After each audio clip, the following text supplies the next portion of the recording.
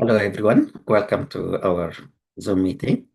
Today we're gonna have different topics. We're gonna start with Dr. Amr. He's going to talk about the tool for searching for systematic review. And then we have other topics to discuss. So whenever you are ready, Dr. Amr, please go ahead. Thank you. Okay, just 1 second. I can share my screen.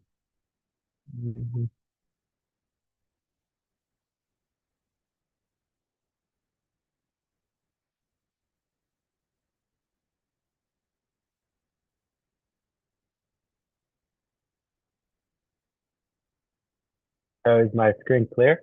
And is my voice clear? Yes.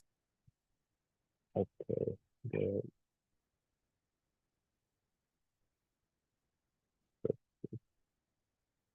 Okay, so hello everyone. I hope everyone had a fantastic week and is currently enjoying their weekend. Thank you so much for joining. My name is Dr. Amr Almuiad, and I'm happy to be back to speak with you guys again. I'd like to just to start, I'd like to thank Dr. Nadir for this amazing opportunity at the Tirelbar Research Fellowship, and thank everyone else here attending. So this is actually the fourth uh, presentation of a sort of ongoing journey into refining the systematic research flow. 4 weeks ago, I started with the basics of how to do a systematic review, and then we moved on Elicit AI, which was a tool on how to speed up data extraction.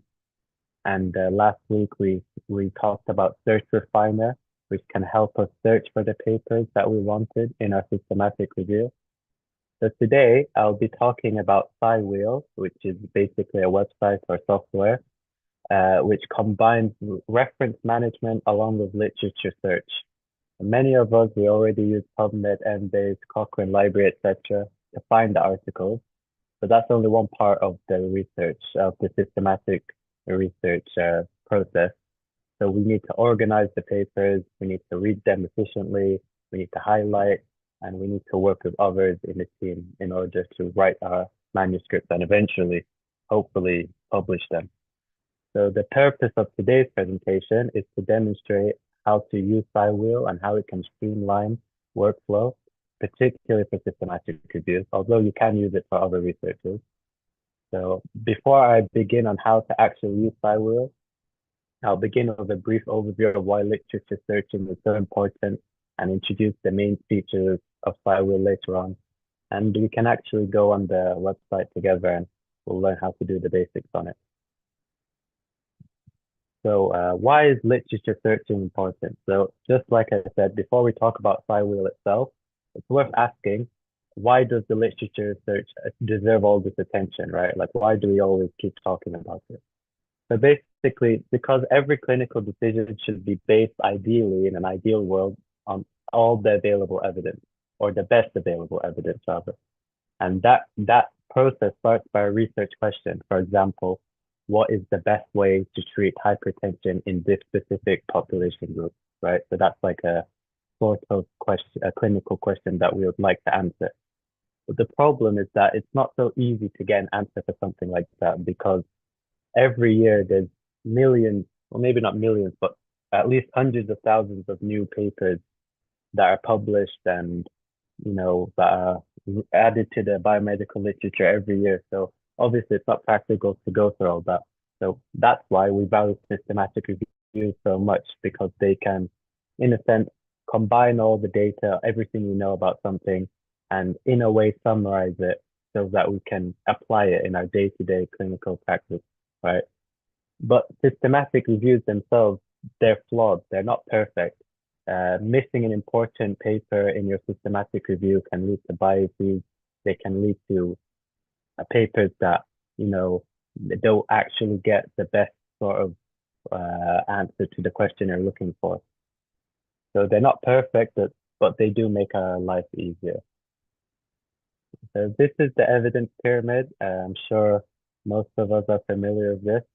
At the top, we have systematic reviews / meta-analyses. Meta-analysis is more of the quantitative number area, while systematic review is more of the literature area. But essentially, they're reviews of other researchers, right? Research of a research. Below that, we have RCTs, cohorts, case controls, and at the bottom here, we have animal research and expertise opinion. So at the top is systematic reviews because they combine evidence from multiple sources, right? And by synthesizing results across different studies, they provide stronger evidence than any individual RCT could ever dream of, right? So since they represent the highest level of evidence, many researchers begin their literature searches with systematic reviews, and then they move down this pyramid to get the best data so it can accurately reflect the most up-to-date knowledge we have on a specific question. But the difficulty is actually finding these papers, right? And especially the up-to-date ones and the most relevant ones, especially when there may be many, many papers on the same topic, right? So this is where SciWheel can actually be a bit helpful here. So what is SciWheel?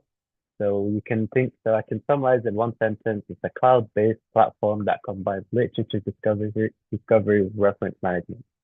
And the cloud part makes it so that you can collaborate and work across multiple devices much easier. You can save or annotate on one device, and then if you're on the go, you can, for example, open it with your tablet or on your phone, etc. So that makes it very helpful to use, right? So you can search for articles, save the references into organized collections. You can highlight them. You can annotate the PDFs directly within the SciWheel platform, and you collaborate with other colleagues, right? So that is what SciWheel is. We'll go on to a live demonstration in a few slides.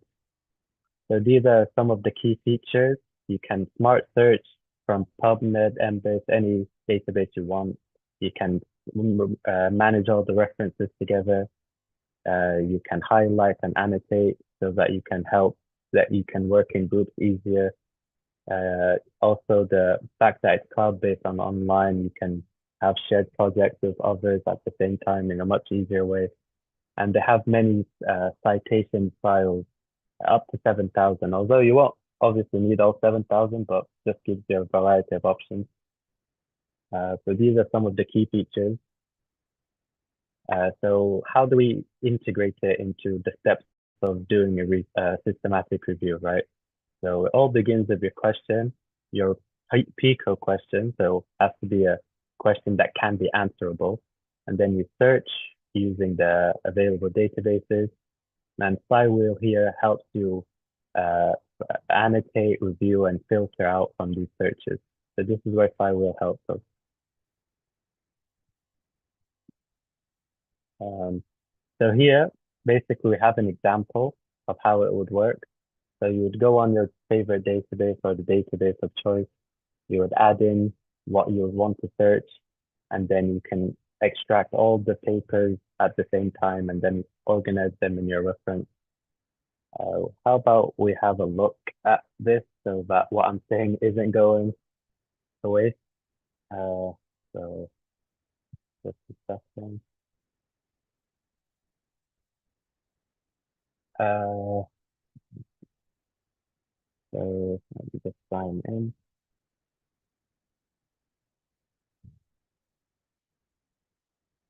Okay.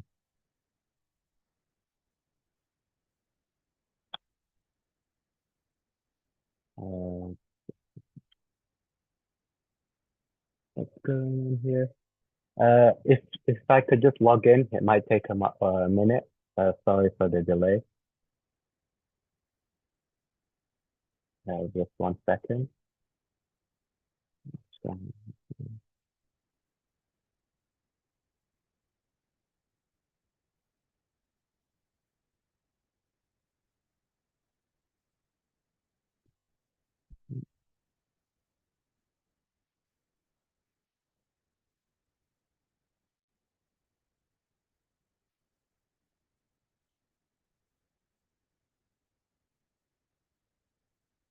Right.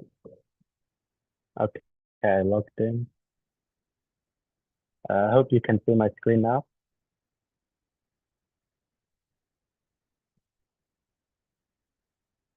Can someone just confirm they can see the screen, please? Yes. Yes. Okay, great. So this is the software. So let's use an example. So let's go to any database here,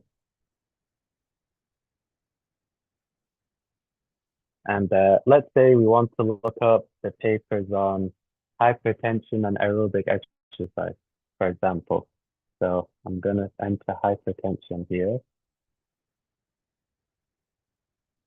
and then let's say I want to do aerobic on aerobic exercise and systematic review. Systematic review.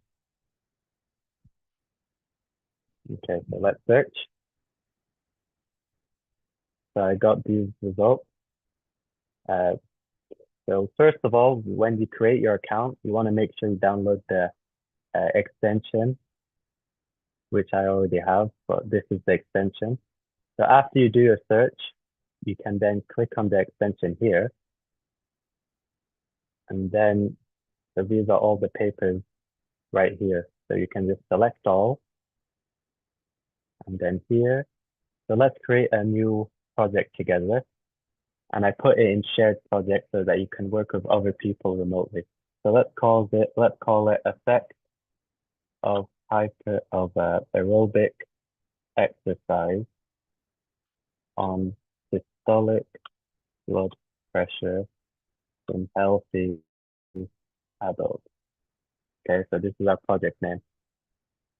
And you can invite other people by adding their emails here, right? So they can all see the papers and references that you have here together.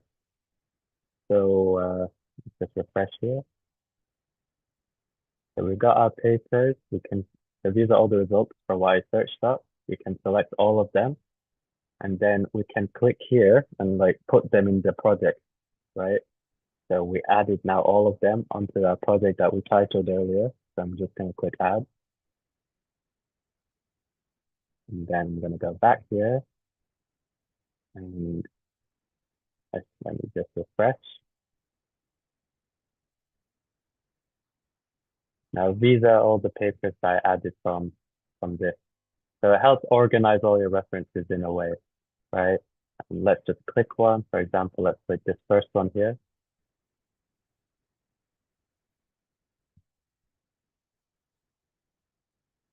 Just a moment.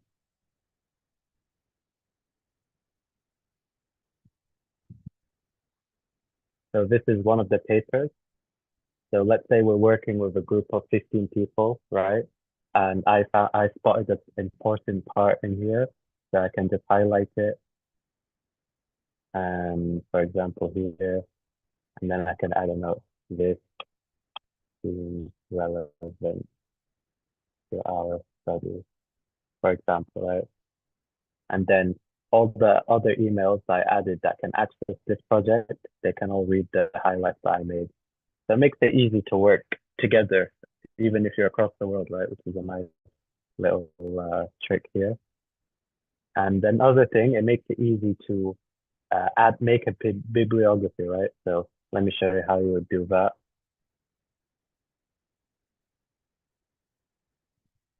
Um, so you would go here, right? And then you can click here, insert citation. Uh, and as you can Your see, screen is the screen is focused on the tab it's or not shared. the. It's not. It's just Just a the second. lean library. Just 1 second. Sorry. Uh, you can see Word now. Yes. Okay, perfect. So let's say I did all those 13 studies and now I want to create citations or make a bibliography for my manuscript or whatever. So after you download the add-in, you go on Word and then you'll find it here in LL Workspace. So you then click Insert Citation, and then this was the project we called it earlier, Effect of Aerobic Exercise on Systolic Blood Pressure. So I'm just gonna click on this one, and these are all the papers, right? So let's see, let's use the same paper that I used the highlights in. So I simply click cite, and then I get it here, cite, and then so these are all the citations, and then later uh, I can make the bibliography clicking here. And this is the 7,000 files I was talking about. There's there's many more, but you can just use the common one or use the one that you need to use. So I'm just going to use Vancouver for now. And then after you got all your citations and you chose your file, you just click update here, and then you get them just like that. So very helpful, especially when you're working in a large group, right? It reduces the whole tediousness and manual typing and all of that. So that's nice. Um, Now let's go back to the presentation. So these are basically this is the very basics of how to use the website, how to use SciWheel. Um, so let's go back here. So this compares it with other similar software slash websites. Um, in all honesty, it's very similar to Mendeley, SciWheel.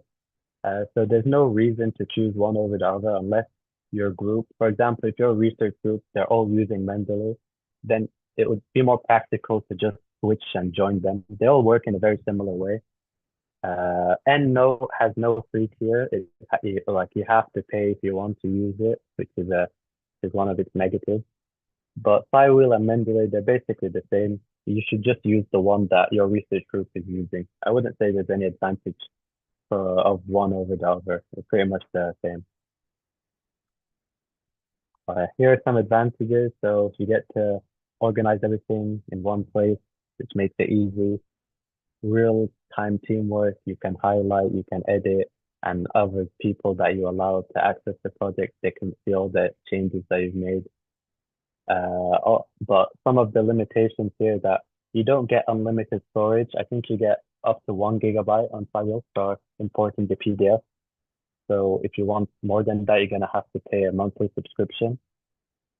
Um, Also, it doesn't reach, as you can see here, it doesn't replace the search on PubMed. Like you saw, I still had to go on the database and, use the manual search.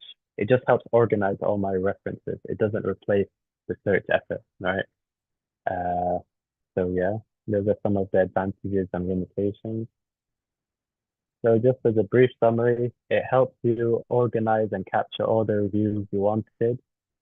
It helps keep it organized, and you can automate the citations and bibliography using Word, like I just showed you guys. So that's the end of my presentation. I hope you liked it. I hope it was clear. I hope everything I said was was clear and understood. And thank you so much for listening.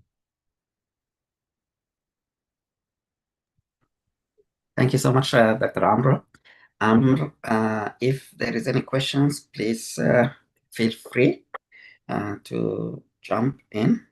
Yeah, I like the idea that you share this tool, and as you compare it to other tools, I think it's beneficial if someone is going to start, they can either start with this or Mendeley and working group or in teams.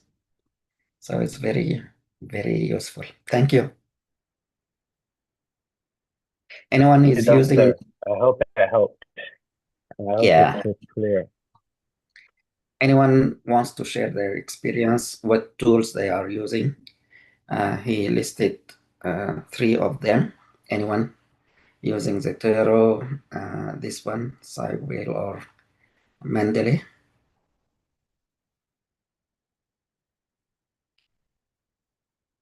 If not, maybe in the future, some of you might use it and tell us how is it going for Me, you guys. me personally, I familiarized myself with Mendeley around last month. And when I was making this presentation and file, I was expecting it to be different. But in all honesty, it's very similar to Mendeley. And in fact, I would say Mendeley is better because it gives you, I think, 3 GB of PDF storage, while Firewall gives you one. So if anything, I would choose Mendeley over it. Yeah, so that's a good thing to recognize the limitation or the offering. So they have free version, both of them, but the limitation with if you are working with big files, then Mendeley is better. It gives 2 GB versus 1 GB here. Yeah. Thank you so much for sharing, and I hope this will help some of you guys. Thank you. Thank you so much. You're welcome. Uh, is Basma, welcome, Dr. Basma. Are you ready for the topic, anxiety? Yes, doctor. Yes, I'm ready. Hi, everyone. So I can share my screen now? Yes, please. When you are ready, please go ahead. Thank you so much for your help. Yes.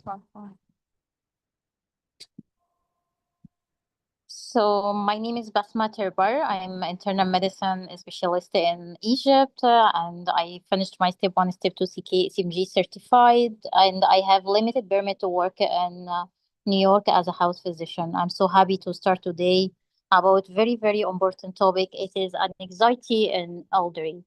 So first thing, we most important to know what is the prevalence of anxiety in the older adult, because it is a big problem for elderly. So approximately is 10% to 20% for older adult experience clinically significant anxiety symptom, but only about 3 to 5 meets the criteria for an anxiety disorder. So today, I hope from my presentation to know how to diagnose early the anxiety in elderly patient, because this is most important, disease in elderly.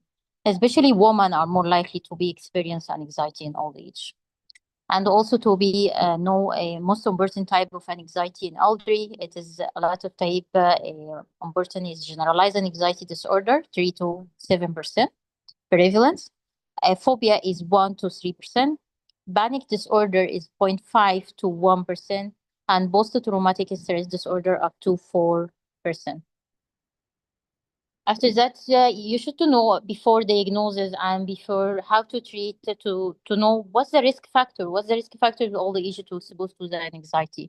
So first is chronic illness and or pain. This is most important in risk factor in elderly. Cognitive decline, especially early dementia. Bereavement or loneliness, physical limitation or fear of falling, and also whole history of mental illness and financial stress or caregiving roles. And this is, I see a lot of patients is, last point is as a financial stress, it is leading to anxiety in elderly. So anxiety in older adult is misattributed to aging or physical illness. So many old adult is doesn't report the symptoms or even generational attitude or lack of mental health or awareness and miss the diagnosis. So it is important to know what is the causes and what is the trigger of anxiety in older adult. Causes actually an anxiety and delay in the diagnosis. It is maybe for miss the signs and symptoms, and also because the causes of anxiety is unknown, but it is likely maybe confluence of genetic, environmental, or psychological, or even developmental factor. So I'm stressing the risk factor because I see this is most important point to lead to diagnose, to know what is the risk actually in the old age to lead to this disorder. Again, chronic medical condition, sleep disorder, side effect even of medication. It is most important to see what is the medication of old age taken. It may lead to anxiety. Also physical limitation in daily activities and stress for life even, and childhood trauma. Now it is clear for everyone till now. It's good. So we can transfer to the next slide. What is the common type of anxiety disorder? So generalized anxiety disorder, phobia, post-traumatic stress disorder, obsessive compulsive disorder, and even panic disorder. An anxiety disorder can materialize in several different forms. First one is generalizing anxiety disorder. So the most important type of anxiety is generalized anxiety disorder. This disorder causes anxious feeling about wide range of situation and issues rather than specific event. And it is often combined by physical symptoms such as fatigue, muscle tension, headache, nausea. And next one after generalizing anxiety is panic disorder. Panic disorder is characterized by panic attack or even sudden feeling of terror that occur repeatedly and without warning. And symptom patient come present with chest pain, palpitation, shortness of breath, dizziness, fear of dying. It is unspecific symptom because maybe patient come with in the clinic with me complain from chest pain, so I will thinking and maybe the heart. So we should don't exclude the panic disorder or anxiety, especially in the old age. Other one is the obsessive compulsive disorder. Another well-known anxiety disorder is obsessive compulsive disorder. It's characterized by recurrent unwanted thoughts or rituals, and it is often marked by concern related to themes such as order lines, cleanliness, personal safety, and this obsessive thought can be greatly interfere with person's daily life. Other types also is post-traumatic stress disorder. Is also psychological disorders that can occur in people who have experienced or witnessed a traumatic event, and is the most common symptom, nightmares, and it is a keyword for to diagnose post-traumatic stress disorder: nightmares, flash plagues, numbing of emotions, depression, feeling angry, and irritable or distracted. So I see it is easy to diagnose this post-traumatic stress disorder as a type of anxiety. Last one, it is the phobia. Is extreme form of fear and anxiety triggered by particular situation or object that pose little or no real danger. The fear lead to avoidance of objects or situations, and it can cause people to limit their lives. For example, claustrophobia is the phobia marked by fear of enclosed place. People who suffer from claustrophobia is often avoid places such as elevators and crowded rooms. After we speak about the types, now is the point how to diagnose, how to identify patient coming in your clinic with anxiety. So it is important for family members and care to pay attention to mental health of older adults, especially if they have medical condition, have suffered from loss of loved one, or are socializing less than they used to. So family members or care of all age need to be aware of warning signs that may indicate presence of anxiety. Some of these signs in old age with anxiety or depression include a change in appearance or dress or problem with housekeeping, decrease or increased appetite and weight change, even depressed mood for more than 2 weeks, feeling of worthlessness, inappropriate guilt, helplessness, and source of suicide. Also, physical problem is very important that can't be explained otherwise. And social withdrawal or loss of interest in things that used to be fun for them. Also, the most common symptoms patient old age coming is unexplained fatigue. Also, I'm always feeling with fatigue, loss of energy, and sleepy change. So it is most important point to thinking in anxiety, especially in elderly. Also confusion, memory loss, cognitive impairment, problem concentrating or making decisions. So again, please, everyone pay attention for signs and symptoms of anxiety in older adults. So an anxiety symptom can vary. However, general physical symptoms of anxiety disorder often include cold or sweaty hand, dry mouth, palpitation, nausea, numbness, muscle tension, shortness of breath, chest pain, headache. So please take attention, maybe it is anxiety in elderly.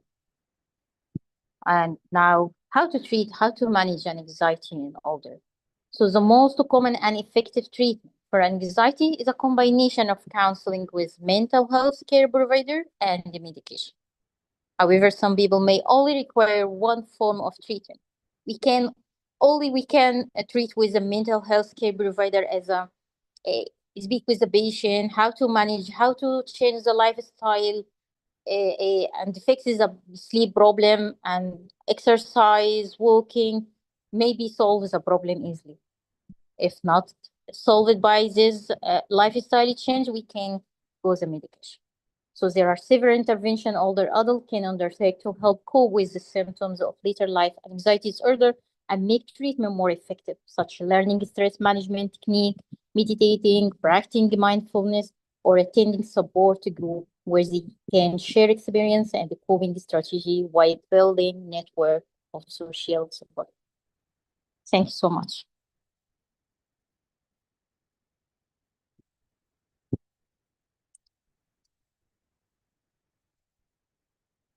Any question? Hello?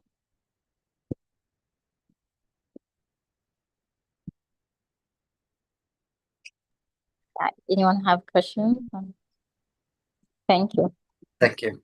Thank you so much, Dr. Basma, for also excellent presentation. If there is any questions, please go ahead. If you want to share your experience as well, please go ahead.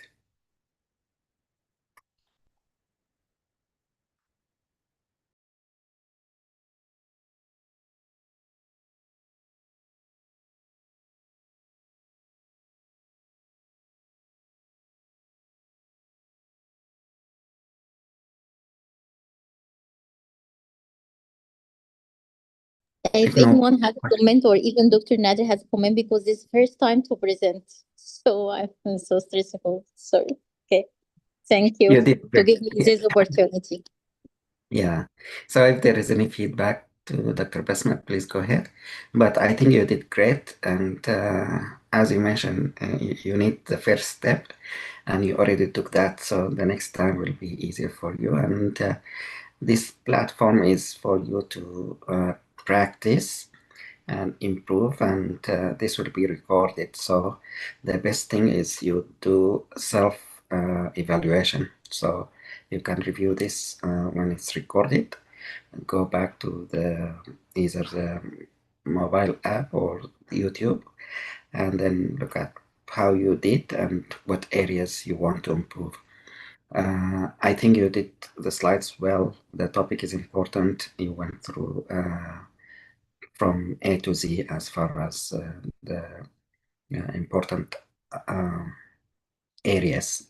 So you did wonderful. So no negative feedback at this time. So there is always room for improvement, and you can look at the previous recording on this topic, anxiety in older patients. We have a similar topic presented by previous fellows in this program, so you can look at that also using the app and see how they did it, and if there is some differences for you, you want to improve on this or that. But you did great. Thank you.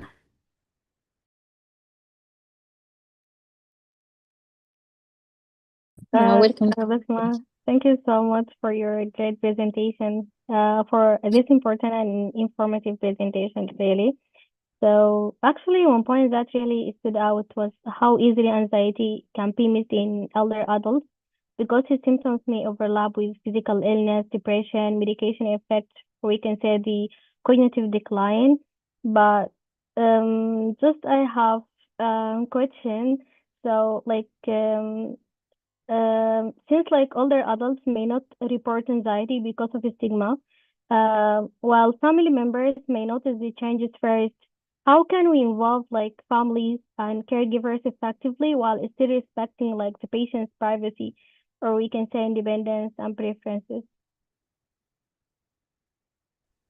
I know we can cover this point from health education. So we can every visit patient come to our clinic to complain from any symptoms. We can health education not for just the patient but also for the family medicine to the family members to identify what is the symptoms or signs of an anxiety patient can expose to it. So I think health education most important, not for only patient, also for family. Yeah, got it. Hello. Hello, go ahead, Dr. Hello. Nadia. Yes, thank you for this informative presentations. I want to add the experience in my work as we work sometime with different patients with different age populations. So I noticed some patients they have like claustrophobia from some investigations such as MRI, PET scan, or any type of investigation. So we have to provide like another options because they didn't agree to do like MRI, for example. So we have to provide them with other options to make this easy for them and can then perform the investigation we wanted. Yes. Thank you so much for sharing this also important point. So, for example, here in Lansing, we have the MRI at the hospitals, that's the closed machine, but also we have open MRI. So, if we identify a patient with this condition, they are afraid, so we don't cancel the MRI, but we refer them to the open MRI facility where they can get the MRI done with no anxiety. Thank you so much, Dr. Nadia, for sharing this important point as well.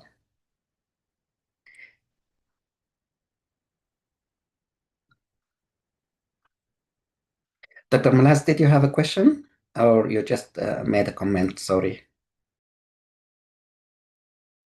Yeah, just I asked her a question like since older adults may not report anxiety because of the stigma, and while family members may notice the changes first, but how can we involve families and caregivers effectively while it's still like respecting the patient's privacy, or we can say the independence and so on?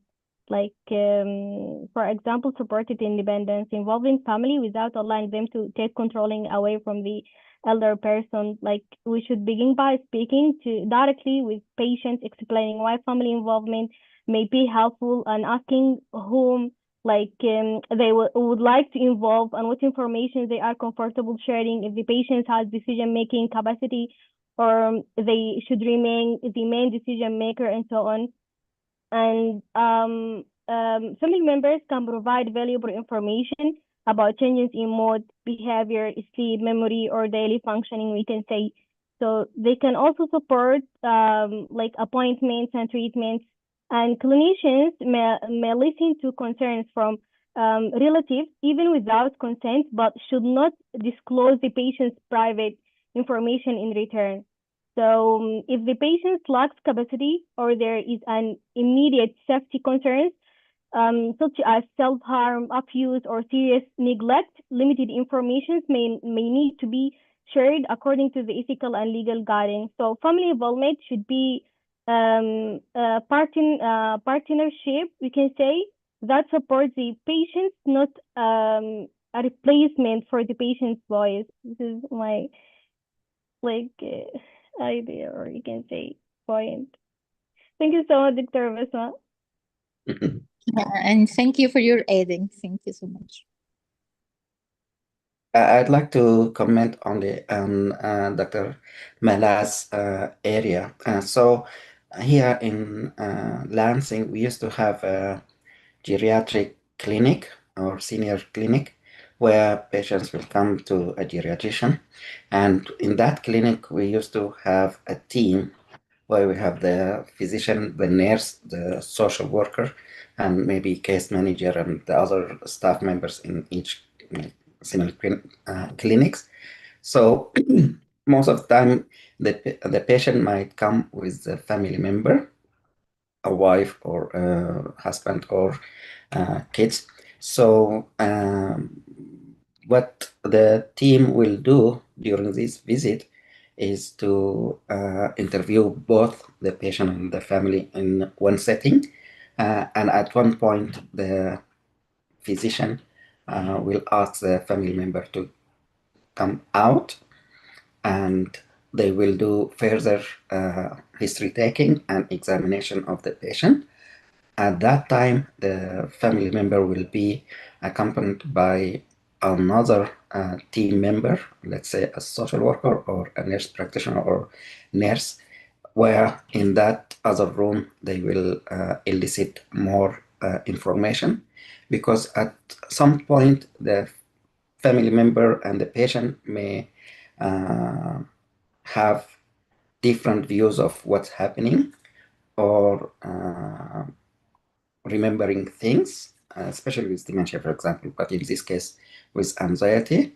So the family member may give additional information in details to a social worker, for example, while the physician in the room with the patient, they can, if the patient doesn't want to share information with the family members, then they can share this or answer the questions accordingly to the physician, and the examination will be there, if that makes sense. So it takes a team, what we call interdisciplinary team, where not only the physician is the one who will take the history exam and everything from A to Z, but it will be incorporated with elaboration of different aspects, and different team member in that clinic will obtain different aspects of the whole picture, and then they collect all this so that they can help the patient, if that makes sense.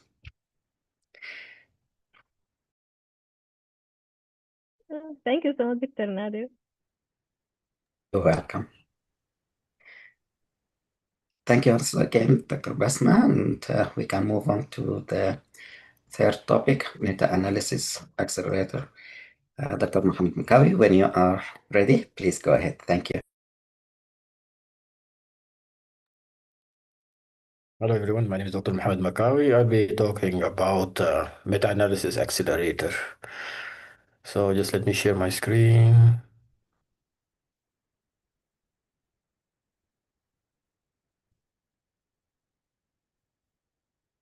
Okay, so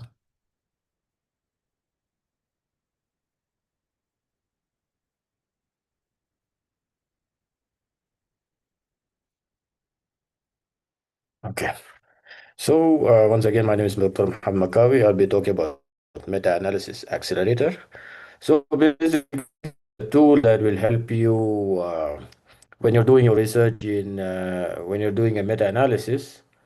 Many times you will find that your studies that you have included won't have the exact results that the result form that you're trying to do in order to do meta-analysis. So what's the main objective of this presentation is to show you why do we need to do the conversions and common effect size measures, and some conversions of different statistics to common effect sizes. So before that, we just now, many of our colleagues over the last few weeks, we were talking about systematic reviews. Some of them you can do a meta-analysis. So a meta-analysis by definition is a systematic review, but not every systematic review becomes a meta-analysis. So in meta-analysis, it's a statistical method that combines results of multiple studies. So you may start your study research by going over more than say 2,000, 3,000 studies, and then using your inclusion and exclusion criteria, you'll end up with maybe 10 studies. So you want to get the results of these 10 studies in order to make one large study that's called a systematic review. If the results of all these 10 studies are homogeneous, you can do something known as a meta-analysis. So why do we do a meta-analysis? Because it helps increase the statistical power of the studies. Let's say if you do one study, one randomized control trial, one of the faults of one of the issues maybe with this study is that the number of patients included is very low. So the power of the study is weak. But if you do around 10, 15 studies who do a similar experiments together, you will have a larger sample size, which in turn leads to a greater statistical power, which will make a study that is insignificant because of its low power to a significant result. And this helps provide a stronger evidence for decision making. So, all of our guidelines, whenever doing in any field, in medicine, in pediatrics, almost all guidelines are made from evidences which are taken from meta-analysis. So that because, as colleague Dr. Am just mentioned, meta-analysis is in the top of the pyramid when it comes to evidence level. So most of our guidelines, most of our management comes from this meta-analysis. So let's talk about meta-analysis accelerator. So why are we doing conversion? So basically this allows us to do conversions of different results of a study. So why are we doing the conversions? Well, many studies, they have different statistical results. Some studies report the result as a mean and standard deviations, others in odds ratio, risk ratios, correlation coefficients. So in order to do meta-analysis, you will need to convert these results into something known as common effect size before you can combine all of these studies together. So this is usually when you're doing a very large meta-analysis. If you're doing a smaller one, it may not be needed, so you can even put it in one of your exclusion criteria that unless the study includes odds ratio, I will not include it in my study, for example. So that can help making the study easier in a smaller meta-analysis. But if you're doing a large meta-analysis with hundreds of papers, so it's best to do a conversion. So, what is Meta-Analysis Accelerator? It's an AI-powered web platform that is mainly used for meta-analysis. So it started as a meta converter, then it's changed its name to Meta-Analysis Accelerator. More than 21 statistical conversions, and it's expanded to 29 transformation, and it's a free and online accessible. Well, it's free. That it has a free version, but again, it of course it has a paid version which will remove your limit and you can do more. There's some things that are paywalls, but in general, it's a free service. So, what are its benefits? You can do quick navigation, has a nice, good search, and you can do batch conversions. If you want to convert 3, 4 papers together, you can do them. For example, if you have 4 studies that have studies in that the result is in odds ratio, you can put all 4 of those studies and you can convert them together. And then it can export Excel. And it's important that again, when you're writing your research, that you will have to show the formulas that you have been using for conversion. So that's part of your when you're writing the paper. So this feature will allow you to do so. And you can also request if you have any conversion features that you wish. You may request it, and they may do it. And it also has other tools such as graph data extraction and diagnostic calculators, so you can use them if needed. So, what are the conversions that is available? So some studies they have such as mean, median, range, and you can convert these descriptive statistics to, for example, mean and standard deviation. And with mean and standard deviation, you can add them, you can combine them together and do a meta-analysis. But if it is median and range, you can't do that. That's why you will have to convert them to mean and standard deviation. Then in effect size and comparison, if you have sometimes you have means and standard deviation. If you want to compare, you have to do something known as a coherence D and correlation R. These are very advanced statistical topics, so it may need a full lecture by itself. So about it. So this will help to if you want to compare 2 studies and see which one is more potent compared to the other, you will do a coherence D. Okay, then other features you can change. You can see if there is any change in the mean and standard deviation from the baseline, and you can summarize your results, And you can do in measurements in various units, like in time or lipid units or glucose converters, so you can adjust with them as well. For if one study does with millimole per deciliter and the other does with milligram per deciliter, you can convert them to the other so that you can have a unified units. So how does it work? You go to the website and then select the conversion. I will do a brief demo about it. So you choose values, then click calculate. It's very straightforward. You can see the results and you can export, or you can just copy the result. And then you can check the formula reference, because when you're writing the paper, you will have to mention with the formula and its reference for citation for the formula that you have been using for conversion. So one example, if you have many studies, they use the report is as median. So again, like I said, when you want to do a meta-analysis, you cannot use median. So, but you can use mean and standard deviation. So you can input the median and Q1, Q3, and N, the number of people included in the study, and it will calculate for you the estimated mean and standard deviation.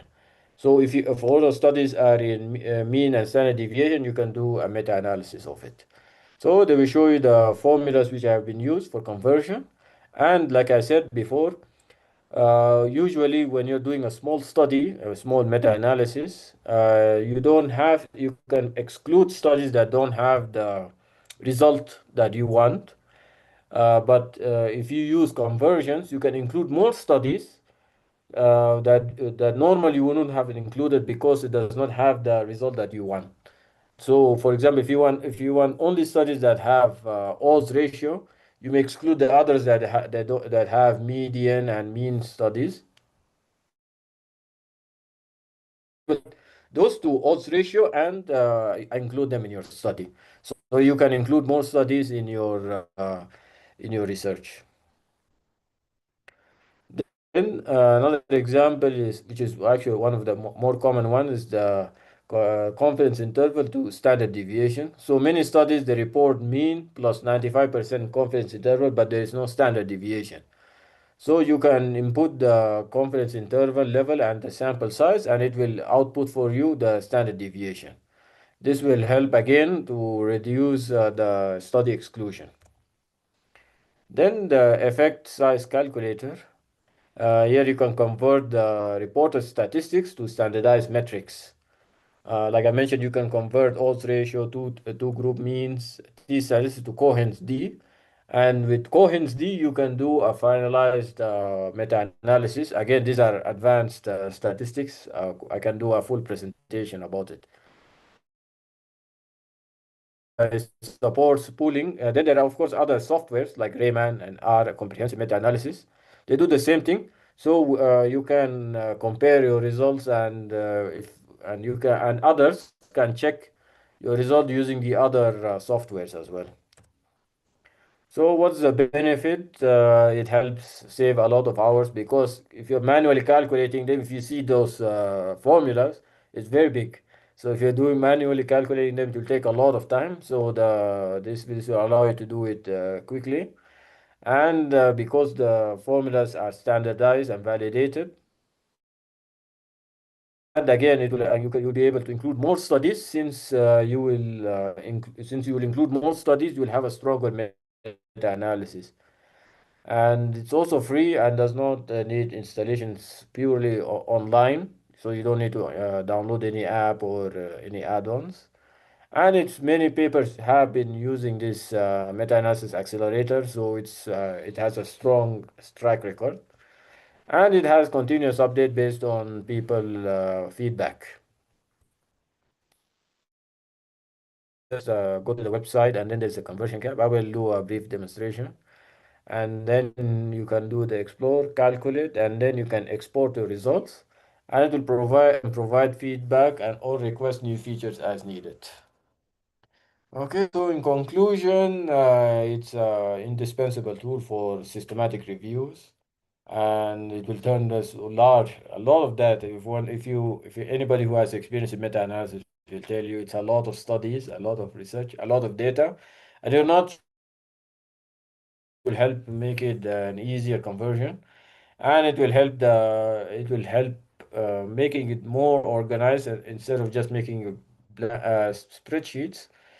You will be able to enjoy doing the science rather than just making the mechanical things. That's all. Thank you very much. Just let me share my screen and I'll do a brief demonstration. Just hold on.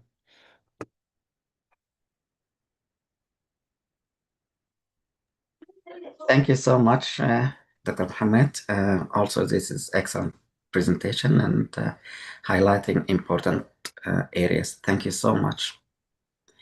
Any comments, any questions to Dr. Mohammed? Please go ahead.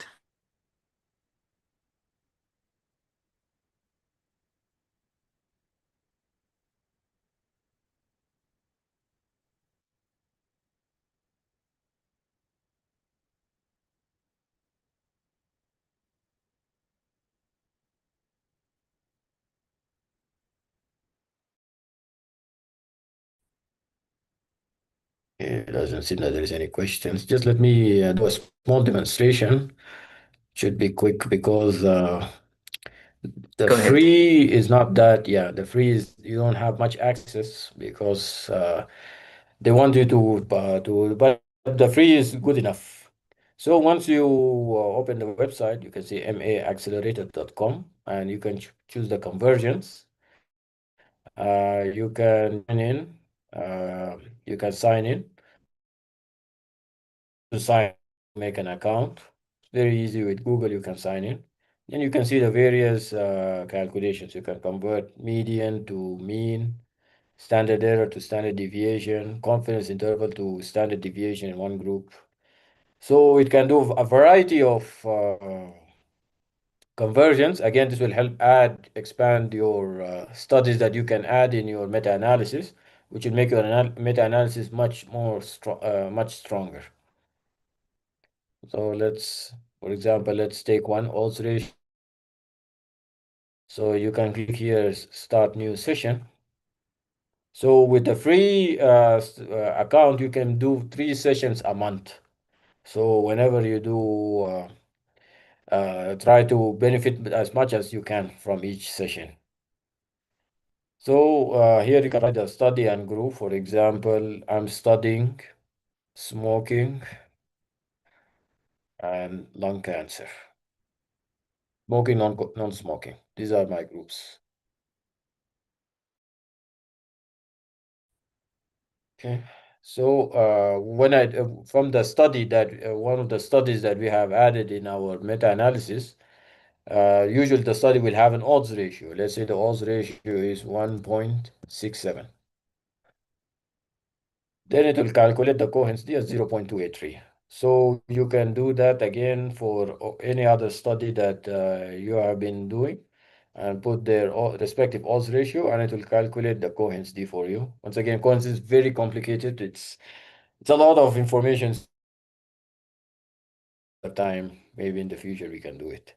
And it will also give you a brief explanation on what about the conversion and what is the validated study and the formula that is used.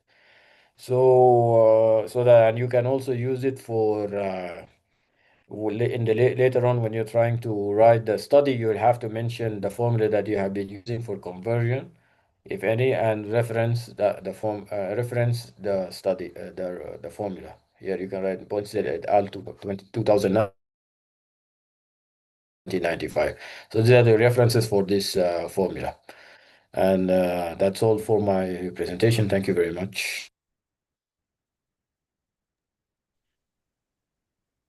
Thank you again, Dr. Mohammed, for the demo. If there are no more questions, we can move on to different topic. I'd like to ask you if any of you have LinkedIn profile. I want you to share because some of the new fellows, they don't know how to. And I think it's important to have for each one of you LinkedIn profile. Anyone wants to volunteer your site and tell us what exactly you want to do, or as a new, how to get the account and add your post and so on.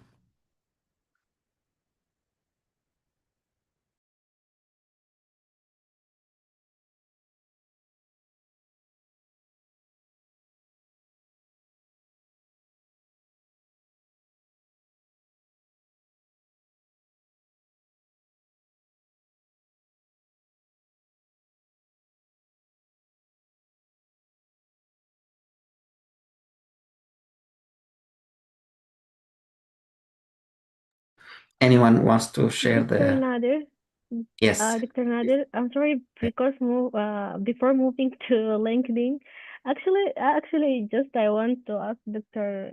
Mohammed Makkawi regarding this meta-analysis accelerator.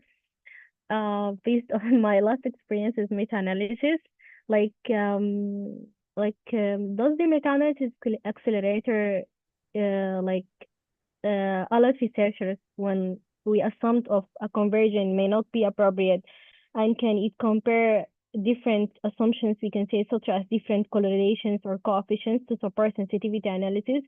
Because literally, actually, last time when I conducted meta-analysis for automated insulin delivery in type 2 diabetes, including like 21 studies and about, you can say, 7,000 participants and so on. The most difficult part was not like producing the forest plot. It was like, you can say, making results from parallel trials, crossover trials, and pre-post studies, like statistically comparable without unnecessarily losing valuable studies.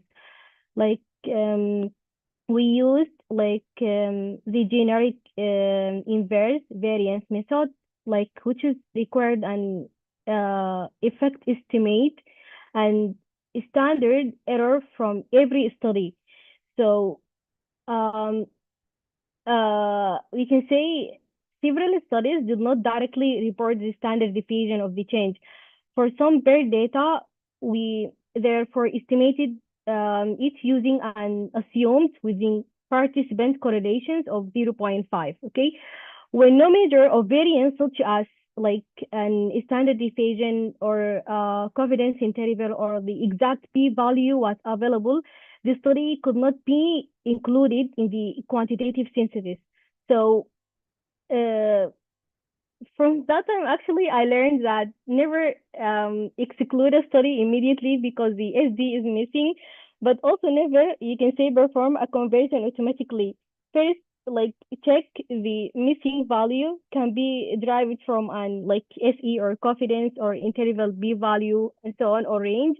Then confirm that the assumptions of selected formula are appropriate and preserve the original data, and clearly document every conversion and test uncertain, you can say, assumptions through sensitivity analysis whenever possible.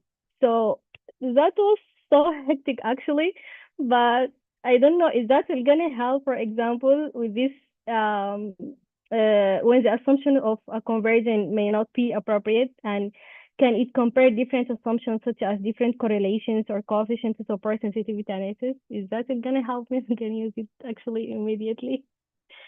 Yeah, it's why that's why I've emphasized this point that you can just your exclusion criteria. If it doesn't have the output that you need, you can exclude it from the study. That's what I'm doing currently in my meta-analysis as well. I'm doing only where I'm focusing on odds ratio. So any study that has odds ratio, I'll include it. Anyone that doesn't have odds ratio, I exclude it from my study. So that's why it's like I said, this is again for if you are a large corporate, you have like many people with you, with statisticians on board, then you may do the conversion so that you can have a larger inclusions of studies. But again, if you're like one person team or a very small team of 5 to 6, it's better to avoid the conversions. But actually, I learned that we couldn't, you can say, exclude immediately because the SD is missing, you can say, or is also like never perform a conversion automatically.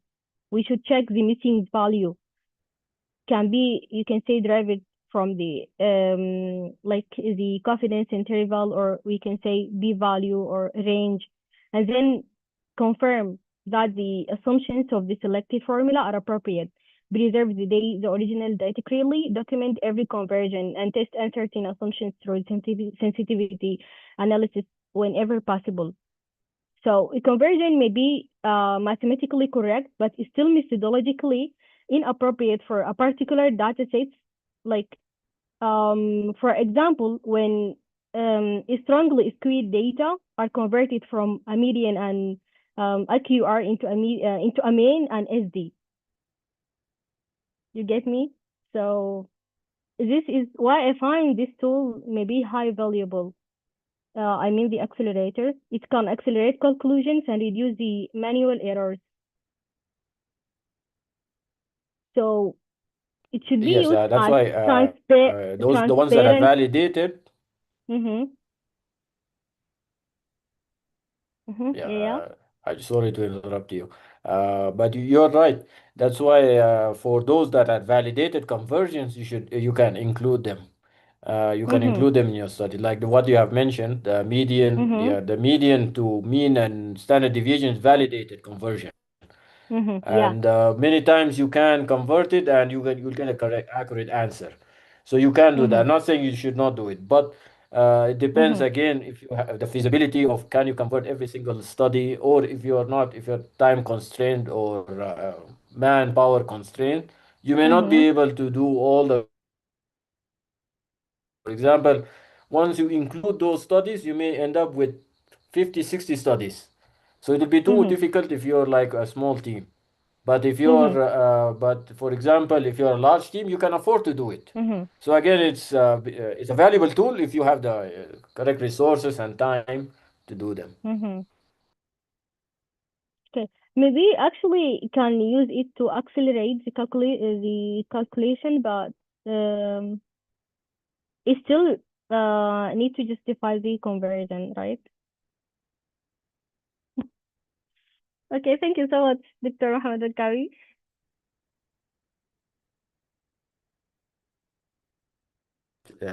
You're welcome. It was good to have a nice discussion. Since I'm also doing a meta-analysis, so having Yeah, another view is very useful. thank you so much. Thank you. Bob.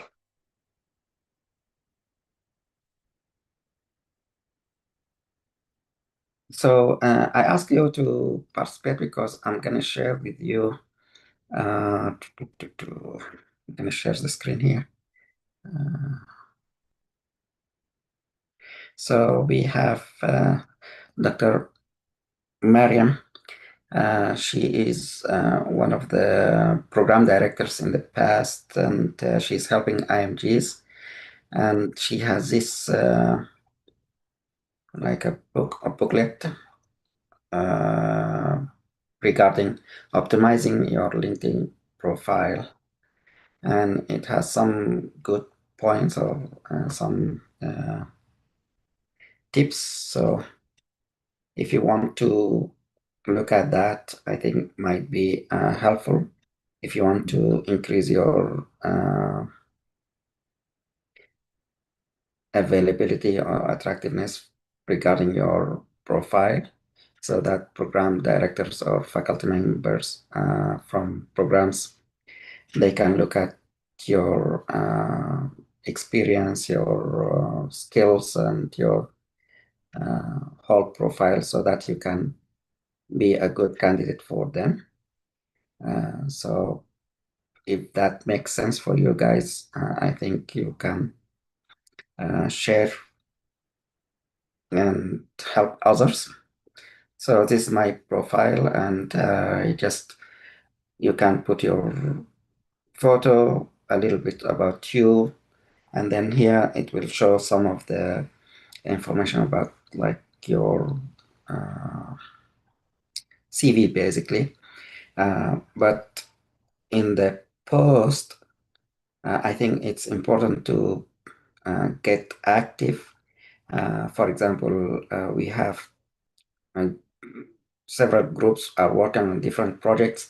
Some of them already accepted and going to present. For example, tomorrow, after tomorrow, the Alzheimer's Association conference will start. So if any of you has participated in the team for the posters, you can add your work here so that other people will know about your contribution and so on. Other conferences as well, if you have papers published, posters presented, or abstract accepted, I think it might be a good option for you. The other benefit is the networking. So for example, if I have connection with Dr. Rayan Alata, if I go to her profile, she's a third-year resident in this program. She's doing a fellowship in GI. So if I'm interested in let's say, internal medicine, I can ask her questions. She's graduated from an alien university, so I can see who are her connection. I might know some of them. So I'll be able to communicate with them and then communicate with her about her program in this area, or about GI, about whatever area that seems to be of interest to you guys. As well as more profiles here on the right side, you can see some other either resident or fellows, and you can see what they are doing or what they did. For example, Hisham is first year resident.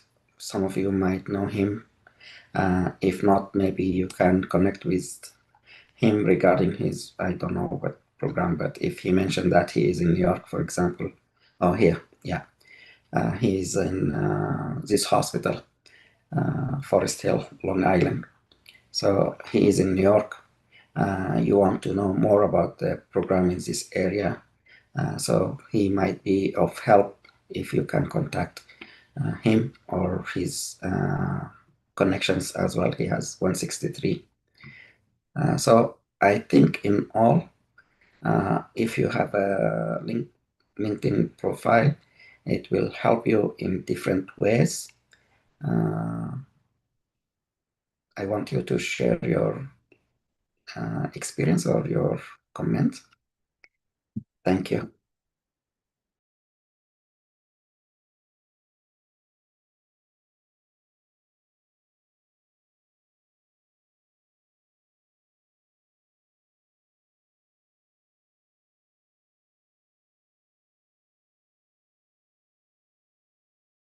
I'll start with you, Mohammed Makkawi. Do you have a LinkedIn profile?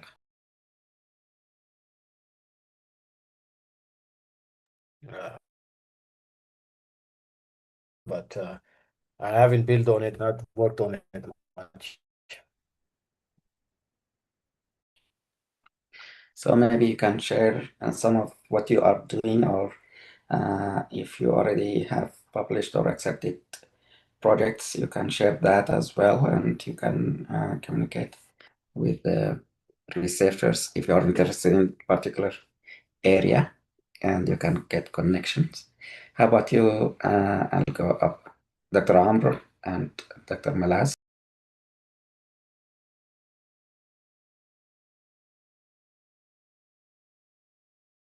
I don't have a LinkedIn yet, but I have heard that it is important, but I just struggle because I don't really know what to put on it. So you're gonna have one, or you plan to? I think I might have a profile from like a few years ago that I might have made, but I haven't logged in for a while. Okay. How about But you? I will try to start updating it from tomorrow. Sure. Maybe That's to update the fact that I'm a graduate, etc. mhm. Actually, I have LinkedIn account, but I'm not active there at all. Regardless, actually, maybe you can say I decided a lot of times, okay, Malaysia, you have to be active there and so on because of networking. But actually, inshallah, والله I'm starting working, subhanallah, يعني on it from the last week to be an active and so on. Maybe next week we're gonna share with you, inshallah, my account and so on, what I did there. Yeah. So if you decide to update every week, every couple of weeks, for example, just to get what you are doing and build it on your, it's gonna be like a virtual CV. Instead of you put your CV in a document, it's already online and people can say, yeah, she did this. And perhaps you might have some connection.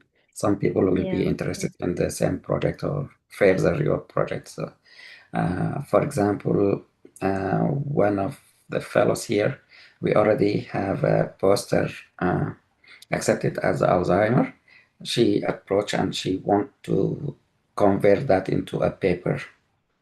So that might be a good also Actually, project for Dr. some. Nader, like, Yes. I'm sorry for interruption, but you know that because for this, even so, for networking opportunities and so on, regardless, I don't know, regardless, I'm not active, but it's still all of my notifications and so on. Maybe because like I'm doing searches regarding a lot of like you can say regarding research and so on and all of that. I even so I did telegeriatric research fellowship even so within my experience.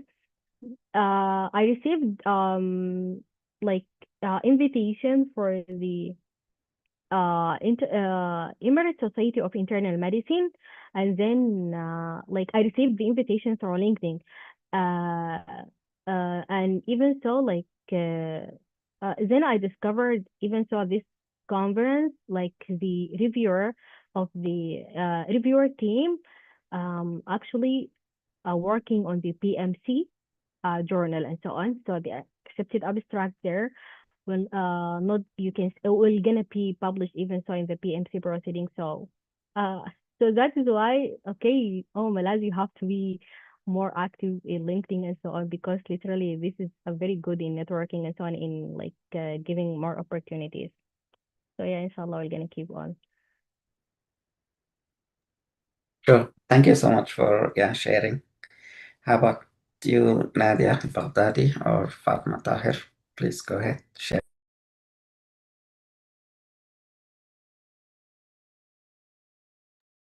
Hi, Dr. Nadir. Sorry, just I have some problem around me. But, I have a Lincoln account, yes, but still I didn't like work very well. I started to do it like before 6 months ago.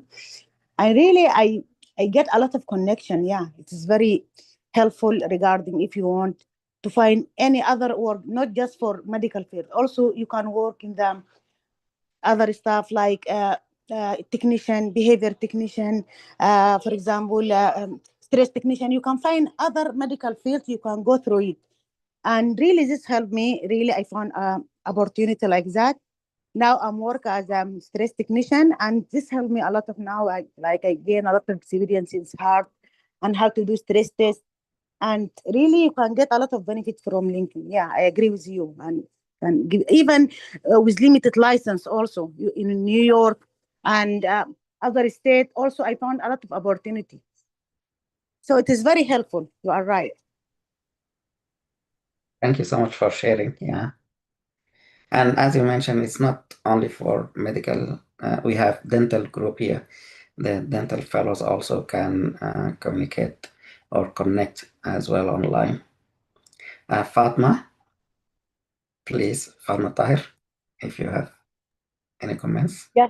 Hi, yeah. Sorry, because I have very bad connection, so I hear my voice, but I my name, but I didn't know what you want to ask me. No, I'm talking about Like, LinkedIn profile. If you have any experience, if you have a profile or any comments, any suggestions for the fellows, the new ones. yeah, I have link So you don't and I have, got a if you job through don't, it then actually. we The most encourage you. important thing, like any, Sorry, I interrupted you. Go ahead, sorry. yeah, we encourage you to do that. Do you hear me? Is my voice clear? Because my connection is so bad. Yes. Do you hear me?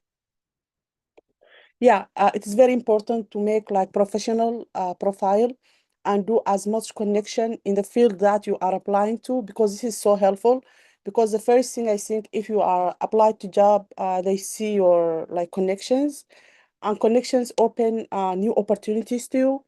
And any experience you have, sometimes like very small thing, you can feel like it's not important, but it can be very useful. Anything you did will be like important. Like for example, if you volunteer, if you like bilingual, like you have two language, this is very important. um so like, yeah, and be professional and update every, like I think I suggest to update every time. You have to change.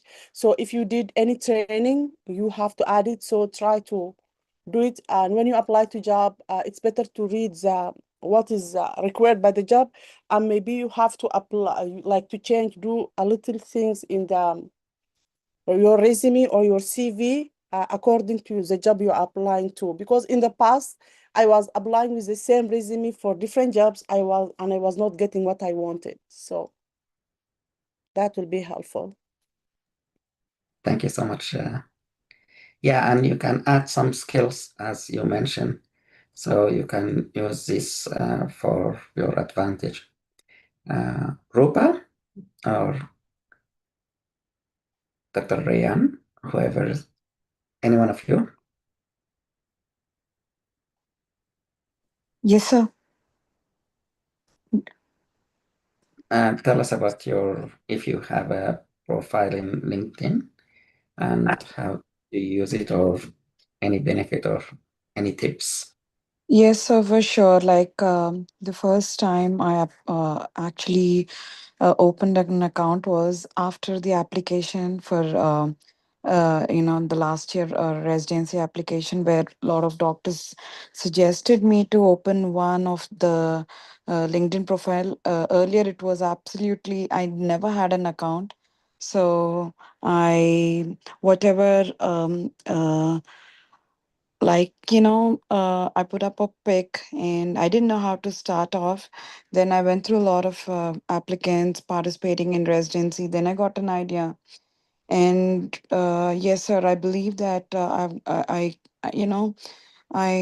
learned a lot from it by applying to a lot of unfilled positions in residency, and a lot of opportunities, and a lot of I the best part is I could make a lot of connections. Yes, absolutely. Thank you so much for sharing. Yes. Dr. Rayan, Saeed, or Dr. Ala Salah. Go ahead. Yes, I had LinkedIn since long time, but to be honest, I did not do anything about it until recently. Like when I started to think about applying for the residency, I acknowledge that it's important to have an active LinkedIn account. So recently, I've been trying to update my experiences, my past experiences, and trying to to learn how to make my LinkedIn very appealing to program directors and so on. And I'm trying to learn how to make connection through it. So I'm just trying to learn how to work on this part. Sounds good. Thank you so much. Thank you. Yes, sir. I mean, I agree with Dr. Ryan that adding a lot of your present and past experiences, and just putting up your score, adding up all your certifications, and updating our uh, step scores, and a lot of things which will really help in making connections in applying residency. That's what I felt after the previous application. Yeah. Thanks so much for sharing. Dr. Ala Salah or Yoshi?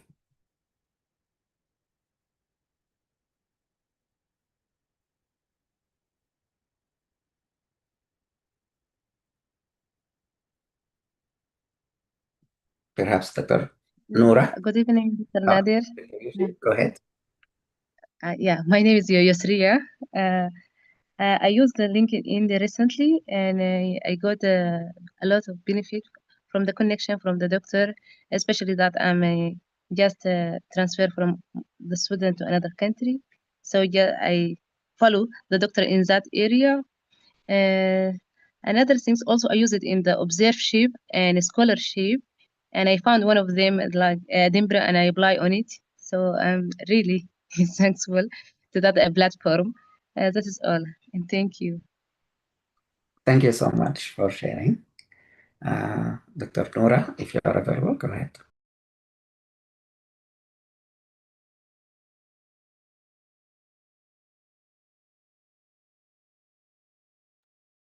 Or Dr. Marwa Mohammed or Dr. Rayah.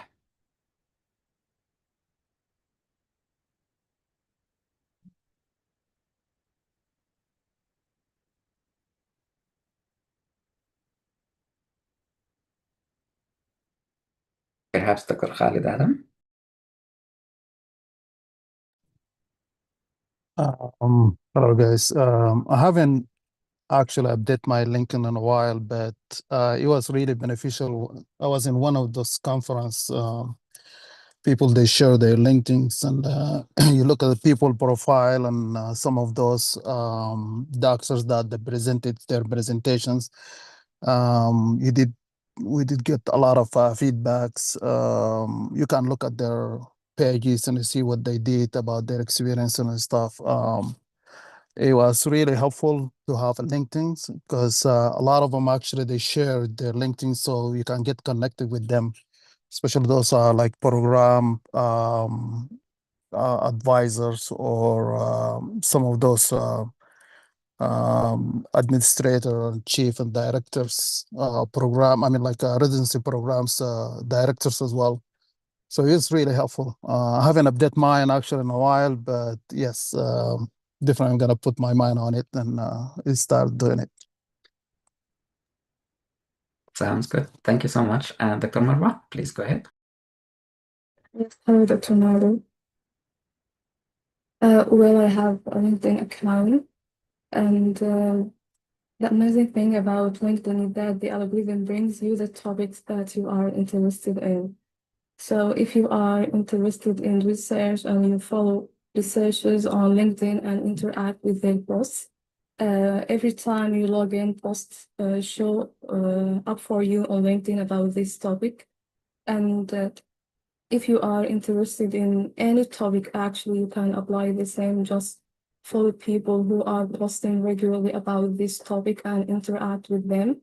And the algorithm will just keep these posts appearing on your newsfeed. The other good thing is you can also follow the most famous people in the field, and most people will just accept the connection. And I guess doctors, particularly who are aiming to follow residency in the US, will find this helpful. I'm a dentist, but I was following a residency program director. He was writing regularly about tips for interviews and how to handle applications. And interviews skills are transferable. So I was interacting with him, and he added me, and it was good. If I was a doctor, I would have made the most of it. So I think that doctors can use these techniques to just leverage their connections to increase their chances.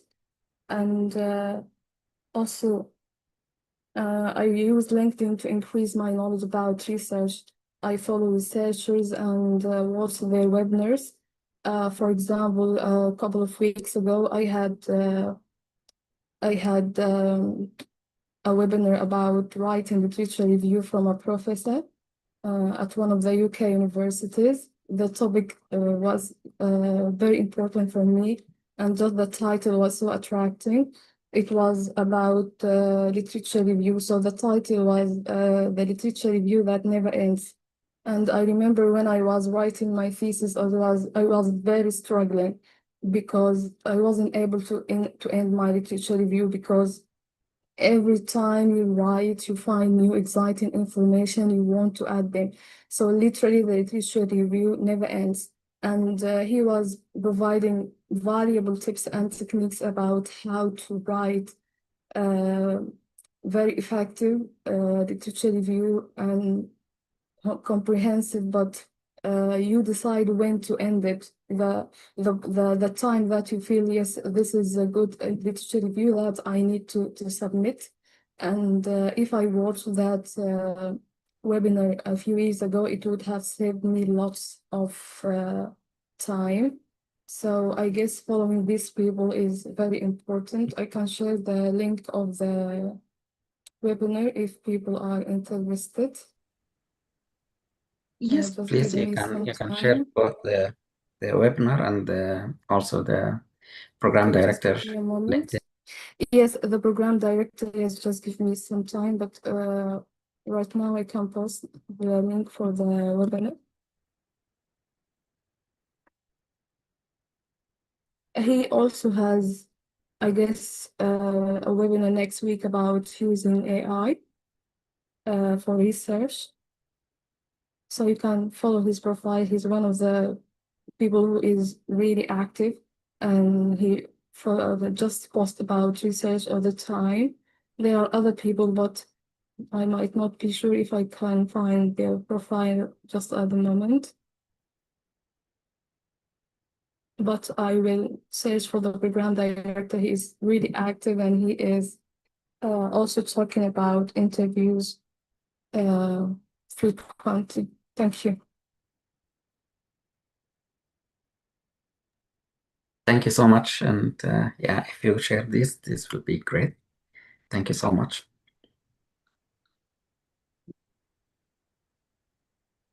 Go ahead, Dr. Noura. Hello, Dr. Nader. Sorry, I had a problem accessing my mic earlier. That's why I wasn't able to answer you. But yeah, yes, I have a LinkedIn profile. But just like many of the fellows, I'm not very much active over there. Recently, I started adding my certificates and achievement. And surprisingly, many recruitments for job interviews actually reached out to me. So I realized that it's very beneficial to improve my account, more profile, and add all the certificates that I have done over the last period. But I'll definitely do more work in the future into improving my profile.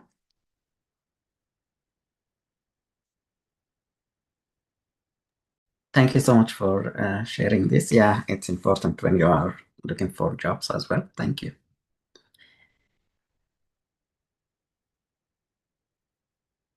Anybody else wants to share? Dr. Nabiha or Dr. Umayma? Hello, Dr. Nader.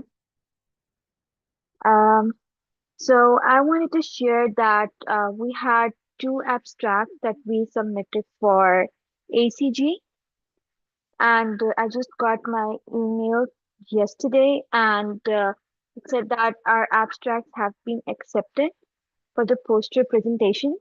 And they're accepting like both the posters, e-posters or in-person posters.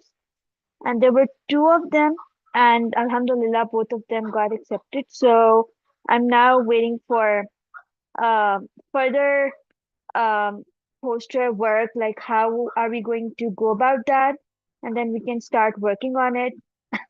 The conference is going to be held in October, and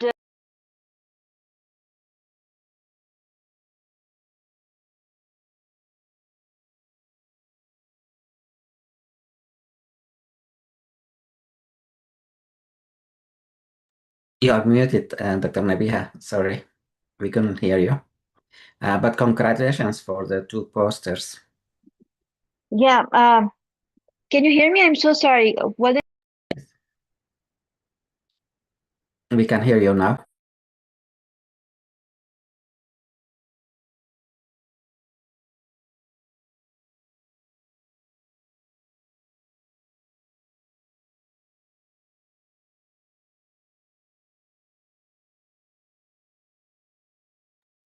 Not sure what happened.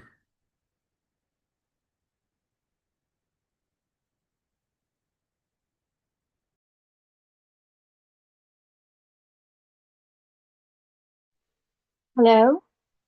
Hello? Yeah, we can hear you. Oh, okay, okay. I'm so sorry. My internet just went away. So yeah, so the conference is going to be held in October. So we're now planning to work on the posters, and I think we've got enough time to work on it and present it. And we would need your guidance because honestly, I think it's a very big milestone for all of us that our abstracts got accepted, even though the timings were very limited and we had to do everything in very short time. But Dr. Aya was very good guide, and under your guidance, Dr. Nader, we were able to submit it, and Alhamdulillah, it got accepted. So now, the email that I got, it said that the conference is going to be held on October 11th, and for both the abstracts that are going to be presented, the date they've given us is the same, and the timings are different. Yeah, the timings are also same. I'm sorry, 3:30 p.m. to 7 p.m. Yeah. So first of all, congratulations, and second, where the location It's of Nashville. the Nashville, Tennessee. Yeah. Yeah, so if there is one of the fellows here in the US and able to attend in person, Yeah. or if in the fellowship, sometimes we ask people in the area if there are some fellows from this program in the area that they can help presenting, then you can work together to have them present. The other option, as I mentioned, is virtual. So you can upload your posters, Yeah. and you can select some of you to present. So on that day, October 11th, when you have the time, like after you said 3 to 7? 3:30 to 7 p.m. Yes. Yeah. So during this time, you will be available. They will give you a link to log in, similar to the Zoom, and people will log in. And if they will look at your poster, if they have questions, they can ask you, and then you can elaborate or answer them. And you can do the same. You can also review other posters, see if you get new ideas or you want to have collaboration with someone or contact. And so you have the two options. So, Dr. Nader, like currently I'm living in Cincinnati. It's like Ohio. So it's not very far away from Tennessee. So I was Yes. wondering that if I get to have some time and if it's feasible, because October will be done with the applications too. So we'll be either doing the interviews or we'll be waiting for the interviews. So Sure.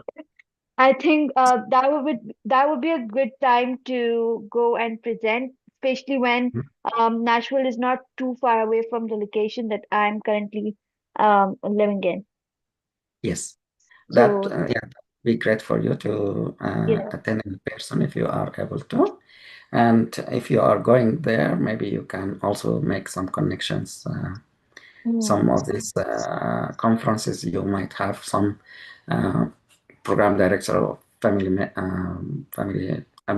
faculty members also attend. So it might be a good opportunity Right. for you. Right. And Dr. Nadir, with regards to the poster presentation, so when we start um, preparing for making the poster, should we start with reviewing the previous posters, right? Yeah. So you can have two option. You can use one of our templates if you want to create a design like the poster the way you want, or you can start from scratch. Some people look at the previous conference posters. So they may have a record of what other people did in the past, and you can look at, see if anyone interests you. Otherwise, you can use some of the templates that we have, or you can use AI to generate some cloud. Can help with that as well. You give the text, and sometimes conference will tell you we want it 36-inch by 40-inch or something size, and you give that, and it will create the Right, right, right. So we'll start working on that as well, inshallah. yes. And Inshallah. Dr. Nadir, the other thing was the grand round that we attended yesterday. Yeah. So, So it yes. was really good because it was about the negative feedback that we often get. And like as medical students or clinicians, we are very much accustomed, or we're basically looking for perfection in ourselves, right? So it gets very hurtful to receive any kind of negative feedback, and to actually understand what it is about. So it was about regulating the feelings after negative feedback, and how to ensure that negative feedback does not make you drawn back, rather than you work on the things that are being mentioned in the positive way. And then they were telling about how much it is important to understand that no one is perfect, and that we're learning every day. And every day the feedback we get is actually an opportunity towards the self growth. So we need to come out of this shell that, oh, we're not perfect, oh my god, everything just collapsed because we are not perfect. So that was something that was really good, because I think all of us do go through such moments in our careers. At least I would say I did go because there were times like I thought maybe I did really well, but that there was a feedback which might have made me down maybe, or disappointed. And then they were also talking about that um, how social media has an impact. Like you might have done everything good, but like somebody does not like it. So you can't help it if the other person out there at the other side of the world, maybe writing the comment, does not like it. So you don't have to take it very personal, and you have to make sure that you keep your personal space and your peace of mind there as you progress in your career. Like they were talking about the reviews the physicians get, right? On the Google reviews. So most of the time, even if the physician is working tirelessly, doing everything for the patient, but then the patient might still put a negative feedback because of something that he does not like, even if that something is not beneficial for the patient. So he'll end up writing a negative feedback. So you have to understand that every person has an opinion, and you have to know which opinion to focus upon, and how to grow, and understand that you have to basically focus on the things that are being mentioned, and not just draw back, get disappointed, and just tell back that, oh, I'm not good enough. So I really like that. Um, yes, that was the essence of all of it, I would say. Thank you so much for sharing this. Uh, reflection and feedback about feedback. Good. Thank you so much. Dr. Nader. Yeah. Thank you so much, Dr. Nabiha, for sharing that. And congratulations, my sister, for the two conferences Thank to you so much, Dr. acceptance. Malaz. Thank you. You did it. I'm very happy and incredibly proud of you. You worked so hard for this, and you truly deserve every bit of it. You are about to light the post conferences, inshallah. Inshallah. And this is only the beginning. More acceptances, presentations, publications, and huge achievements are coming on your way, inshallah. And thank you so for much, Dr. sharing that. Malaz. Actually, even so, I'm feeling so sad because I couldn't attend the yesterday the internal medicine meeting, as Oh, as you said. Yeah, I was on call, but thank you so much for sharing that. No problem, Dr. Murad. I think they've got more grand rounds as well. I saw it on their website. So we'll probably would have the opportunity to attend more of these. Okay, nice. Yeah. Okay, thank you. No problem. So for Nabiha also, I'd like you to also update or congratulations for the abstract acceptance. So now it's your opportunity to add this to your profile, LinkedIn profile. Right, right. I would do that. Sure, I would do that. Definitely. Sounds good. And you can encourage your team members to do the same. Sure, I'll do that. I'll do that. Appreciate it. Thank you. All right. Any other updates or any other questions, comments, reflection,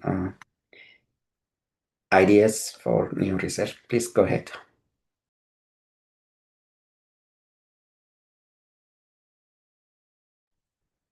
Hi, Dr. Nadir.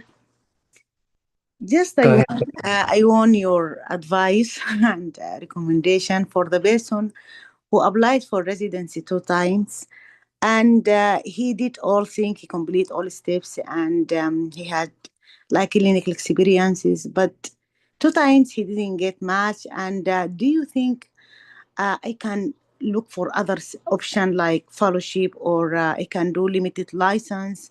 Because I feel like even if I apply this year, I didn't add anything for my profile. So what is the benefit if I apply again and there is no anything add to my CV? Did you do any research project, any abstract, any mobile application? Yeah, I do research for AI affecting the patient safety and privacy. But and also I work now just as I do like clinical rotation in internal medicine. But I feel also this is like not too much ad for me, and I'm wondering if I can do another thing. Do you think I can apply for fellowship, because now fellowship ERAS application started? Do you think this is like best option for me, because I'm very old graduate and didn't add anything recently for my CV? What's your recommendation? And also, if I found like opportunity in limited license, do you think I can go through this and like improve my clinical experience more? I don't know. I have no idea about this limited license, but I feel like maybe it can help me to improve my clinical experience in US. Or your advice? I need your advice. Did you take step 3? I complete all steps. Yes. Okay. All right. Perfect. So I think the best option at this time, you approach all the fellowships that are available except international graduates without the residency. So we have a few fellows in this program applied to and completed nephrology, infectious disease, and geriatric fellowships. So if you are interested in particular one, you can go for it. If not, apply to all, whatever you think you are interested, then approach them and see if they have questions. So you contact the program coordinator, ask them, I finished this, I have the citizenship, I have a clinical experience, I'm ready to start, and see if they give you an interview. So this might be the best approach. And when you say no change, I think you underestimate yourself. Even if it's a little bit changed since last time you applied, you can highlight these small changes. So one of the things that mentioned in one of the interview tips is that you mentioned that last year you applied and you did significant, what's the word,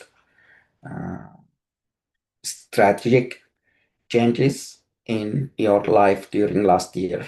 So since then, so you applied 2025 to 2026 and you did not get accepted.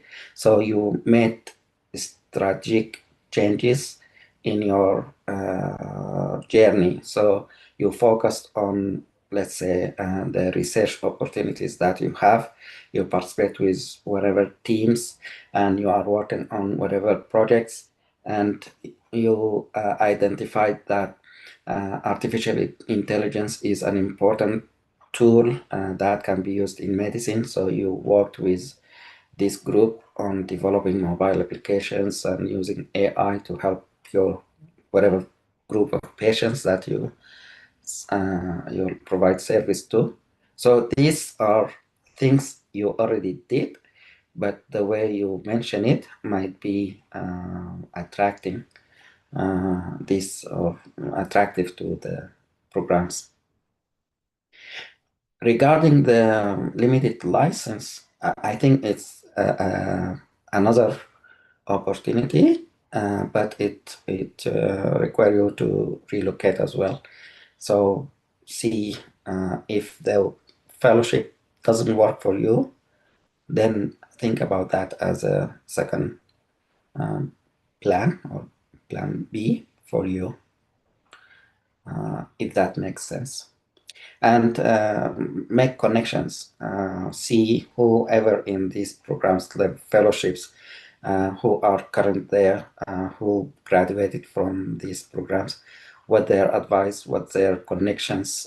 You can reach out to the current faculty members in these fellowships or even the program directors, and share your CV just briefly. You did this, you have this, and you have this, and you are ready. So you're already in the healthcare system, you know, EMR, something like that. So you will be on top of other candidates. The other option I will suggest to you is you mass approach all the internal medicine or family medicine programs nowadays to see if there is an unexpected open positions, because of the visa problems, people might have some issues, or because of other incidents in the US, many candidates will be accepted, but for one reason or another, they may not be able to continue start the program. Or sometimes, as it happened to me in one of the programs, the senior second year might not be able to continue for whatever reasons. Then the program will need some people to cover this spot. Not necessarily you will become the second year, but as a first year, you will help unload the significant amount of pressure on the second year if they accept you. So for me, for example, I finished first year in New Jersey, and I applied to 250 or 30 at that time in telemedicine programs, and I got 2 interviews over the phone, one from Michigan State, one from Tennessee, and I chose to come to Lansing, Michigan. And the time at that time, I think one of the seniors, second year, had an accident and he's out of work for a few months. So they needed someone to come to cover as a second year. So for me, it was matched well. And I don't know in Tennessee what happened, but they accepted me there as well, or they offered me the interview there as well for second year. So if you want to send an email that has 3 lines that you are a US citizen, you have the license you have step 3, and you have a fellowship here in research. If you have publication, mention 1 or 2. So it's just a brief email and address it to all the programs in the country. If you are interested in internal medicine, go ahead. If you are interested in family, go ahead. And good luck. If that makes sense, yeah. Yeah, Thank you. I'm interested in anything, even pediatrics. I'm not just limited for internal medicine or Sure. I'm flexible. I mean, Sounds just good. yeah, but I wish I have good luck like you. You have a good luck. No, it's just a Sometimes matter of Blair. right time, right place. So this is why I'm asking you to email all the programs. Let's say if you are interested in pediatric as well. So you have 3 specialties now. You have at least 250. This is internal medicine. I'm not sure how many programs in family medicine or pediatric, but if it's 200, you can apply to this total 600 programs in the country. And I'm sure there will be a spot somewhere there with all this happening changes and regulations. And because some of the programs, if they accept you, you finish the first year and you don't pass step 3, for example, you will not continue to second year. So I'm sure these 600 programs in the country might have 1 or 2 people that did not finish or pass step 3. So here you go, you might have some spot. Some might have issues with visa, some might have issues with pregnancy or other reasons. I think some transfer from one program to another. So you never know. If you don't try, you cannot find out. So do you think where I can find this vacant positions? I have to go through resident swap or how? Because I do resident swaps also to find unfilled position or as you mentioned, if someone who don't able to come to start his residency, but I don't know. It's this position. It's filled immediately. I don't know how that. Maybe they need fresh graduates. I feel that maybe they need some people. They are just new graduated. No, they just need someone to come and do the work. Yeah, sure, Meet the criteria, so they don't select how many years you graduated since then and so on. Mm-hmm. Yes, ma'am. Can you answer this? Thank you so much, Dr. Nader. And Dr. Nadir, I'm also an old graduate, so I applied to. Please go ahead, Rupa.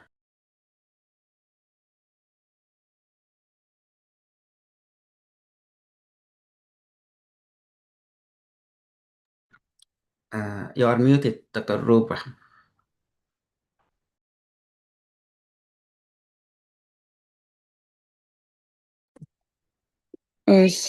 Sorry, Dr. Nadir, my daughter was here. So the thing is, last year I heard that I can apply to a lot of fellowship positions, unfilled. I mean, like unfilled fellowship positions. So because I did not get any interviews during November, December, I applied to a lot of unfilled fellowship positions like nephrology, and because I did MD in pharmacology back in my home country, that's in India. So because I do not fulfill the criteria of doing internal medicine, at least in the overseas, I applied like nearly to 50 to 60 fellowship positions. But I haven't received, I did receive a lot of response, but only criteria I couldn't match is, sir, I have a work permit, like I'm on H4 EAD. So, but then because they are looking for uh, at least people having residence in internal medicine back in home country. So, I mean, I'm an old graduate. My chances are very lean. My chances are very narrow, even for this residency match. As Dr. just now, like Dr. Nadia said that I will also be applying to pediatrics. But sir, is there any chance that I can apply to fellowship programs? I just did my step 1 and step 2, and I have a work permit. I'm giving my step 3 shortly in August. So yeah, my advice is to take step 3, complete that, and reapproach these programs or different programs, either the fellowships and the other option for you, as I mentioned to Dr. Nadia, is put it as plan B, is to see these limited licenses. If you are able to move to these states that offer these opportunities, Okay, sir. maybe, yeah. Actually, I'm sorry to interrupt you. I actually, with the doctor with whom I did my observership with, I'm from Texas, sir. So, like, he said that he would give me a job. So the prerequisite for limited license is you need a job offer, sir. So, by God's grace, I got a job offer, but due to my visa issues, like it is under process for an extension. So probably I will surely do the go for limited license in case if this doesn't work out. Sure, yeah. So I wish you all the best, and hopefully we'll hear good news as far as step 3 and the visa, and Sure, sir. hopefully you will get some, yeah, thanks. So thank you Somewhere. so much. And I'm also so happy that, this is like one of the first time that we are, like how Dr. Aya helped us in completing the research. And I'm so happy to be a part of it, sir. Sure. And I thank And you it's now a for you lot. time to add it to your LinkedIn profile as well. Sure, And sir. Dr. Maysoon was asking you if you have a list of the unfilled position in nephrology, the Sir, fellowships. actually, yeah, You want Dr. to Miss, share that? Dr. I wanted to tell one thing to Dr. Nadia, like how to find the unfilled positions. So at the moment, I mean, how I received a lot of unfilled residency positions was on LinkedIn. I was able to add every one who's in family medicine residency. I could add all of them, all the residents to my LinkedIn profile, and that's how whenever there is an unfilled position, whenever there is a display on LinkedIn, that's the only way I was able to get access. Even for nephrology fellowship, Dr. Mason, I was on Reddit. Please join the group on Reddit for fellowships. They post a lot of unfilled fellowship positions. That was the only access I had. That's on Thank you, Reddit. Dr. Roba. Yeah. Yeah. Thank you. Thank you, sir.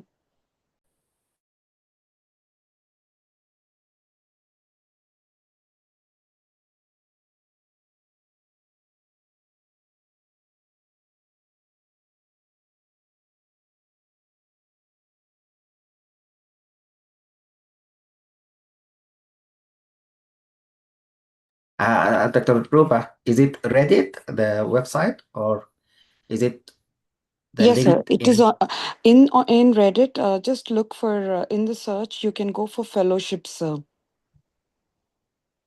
and then nephrology, for example, or? Yeah, okay, just give me a minute, sir. I'll clear that for you. Okay.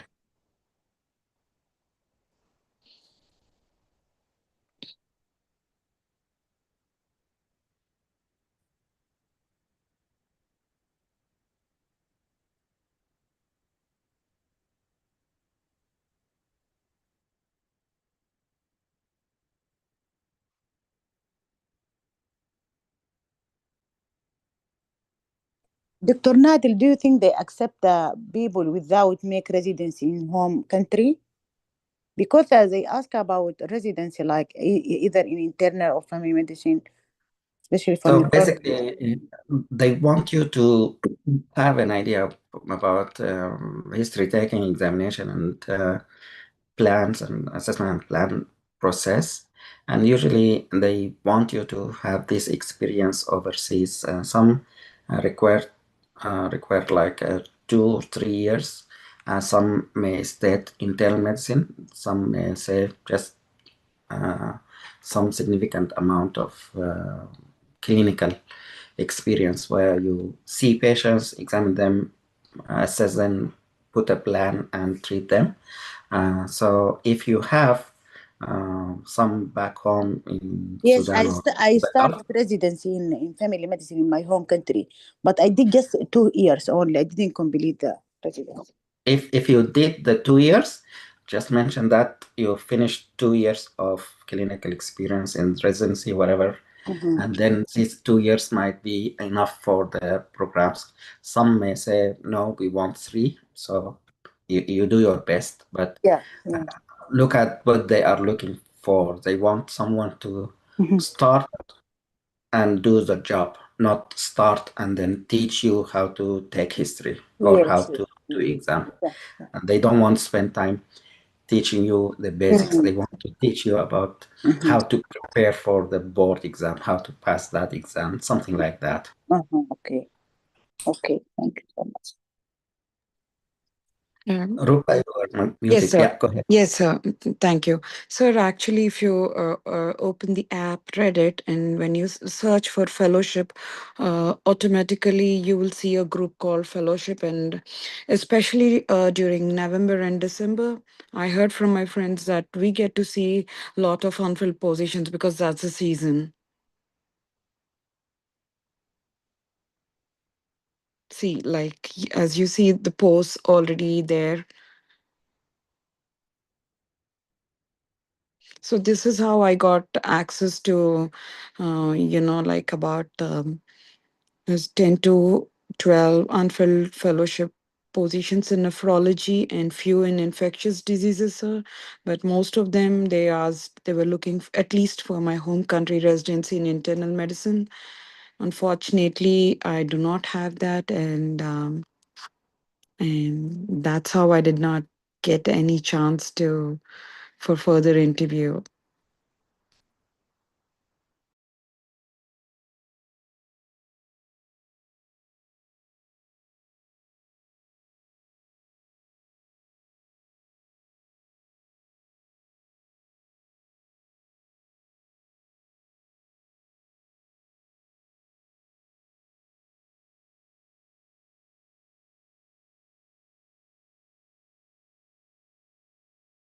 Yeah, thank you so much, Dr. Rupa, for sharing. And I think this is a good website also. As we showed you, you can go to Reddit and then follow either fellowship or in nephrology, for example, or other geriatric or in infectious disease. Thanks for sharing. That's okay, sir. Sir, actually, I just want to know, like, God forbid my residency doesn't go well this year because definitely being an old grad is not is to an extent a red flag. So, but do you think I have any chance to join any unfilled fellowship positions, whether it is geriatrics or nephrology? Or like infectious diseases, is there anything you think that I have any chance like after the step 3? Absolutely. You have clinical experience overseas, right? Yes, sir. And Not I did my MD in pharmacology, which was teaching with some clinical exposure. so they want you to have, as I mentioned to Dr. Nahid, is the clinical exposure. Did you see patients? Did you take history from these patients? Did you examine these patients? Did you assess what the problem, what the solution, what the plan, the management plan? if you want to order labs, X-rays, all this. So you can see it when you prepare for step 3. Okay. The cases. Okay. If you have exposure to similar cases back home during Okay, sir. your experience, this is a clinical experience that you need. So if you spend 2 years and some of it doing this clinical work, then you mentioned that you already have some clinical experience there and so on. Sure, How sir. long you spent doing this back home? How many years?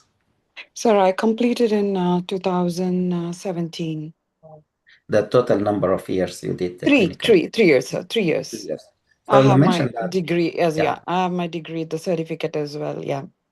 So you mentioned that you have experience for clinical experience overseas for 3 years, and in one of the area you will highlight the task you were assigned to take history, examine, assess, and put the plan. All this in different scenarios or cases, exposures. So you will have that as your clinical experience. And Okay. then with step 3, it will give you a sense of what you will see at the Sure. hospital, because Okay. most of the residency or the fellowship will be the common things. So Okay. patients will come to you with UTI, with pneumonia, with this and this. So Okay. you will know how to take the history examination, find what's the problem, and treat that problem. Yes. So they want you to know these steps. All right, sir. All right, sir. Thank Thank you. you so So you much. have a chance. Yeah. Thank you. Yes, sir. God willing. Yeah. Thank you so much, Dr. Thanks. Nader. Yeah. You're welcome. Assalamu alaikum, Dr. Nader. Alaikum assalam wa rahmatullah. Sorry for a lot of questions about all the grads. This is our problem. Thank you.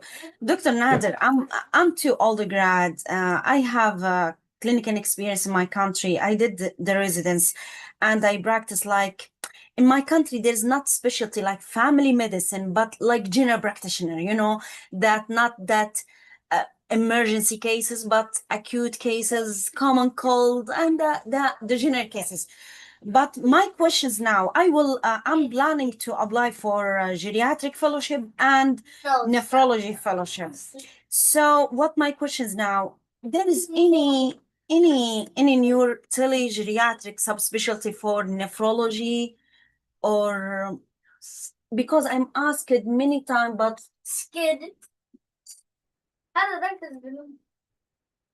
So I asked in a group if there's any kind of nephrology. Sorry about the kids. Yeah, any research like they do for nephrology, or any subspecialty in your group for nephrology? You mean this program, or Yeah. In WhatsApp group, there's a lot of subspecialty or subgroups. So Yeah, so I heard from one there is a group for nephrology, but no one add me. I asked it, but I don't know. That's why I'm asking. I want to make sure if there's any subgroup for specific nephrology, so we can share the information. We can help each other. If there is any project for specific for nephrology, this is will gain our CV, and this is benefit for us. yeah, so I think there is a group of fellows who were working on developing an app, nephrology or kidney disease mobile application. And if you want to connect, ask in the WhatsApp group, see who is working on this mobile application. So you join their team and see who is active. Some of them might be already accepted for residency or fellowship, so they pass. Some might still active. So if you can connect with one of them, then yeah. Yes, thank you so much, Dr. Nader. You're welcome. Thank you.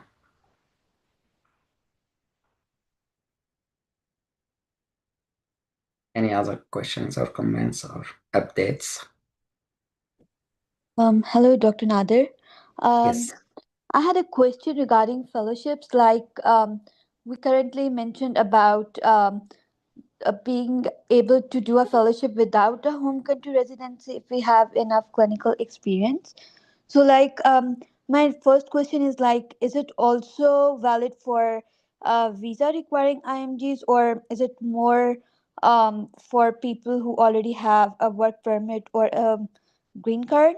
And the other question is I'm talking on my circumstances.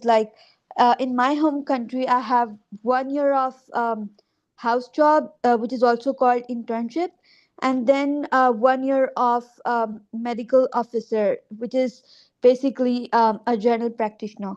So, would that count as a 2 year home country experience, and would that qualify me to apply for the fellowship, or should I only apply for the residency?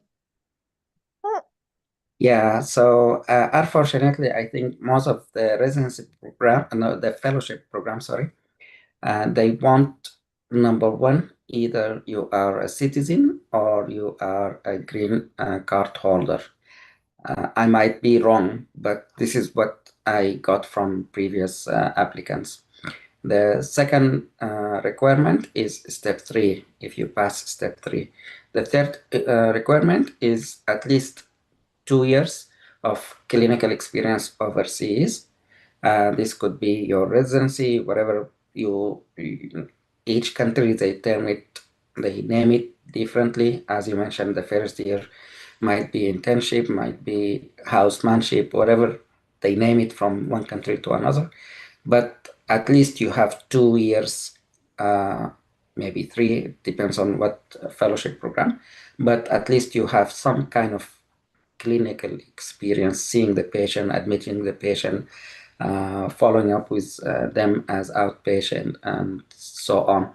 So if you have these 3 component or requirements, then you will be eligible to apply to some of these programs that accept international medical graduates. Otherwise, I advise you to go to the residency route.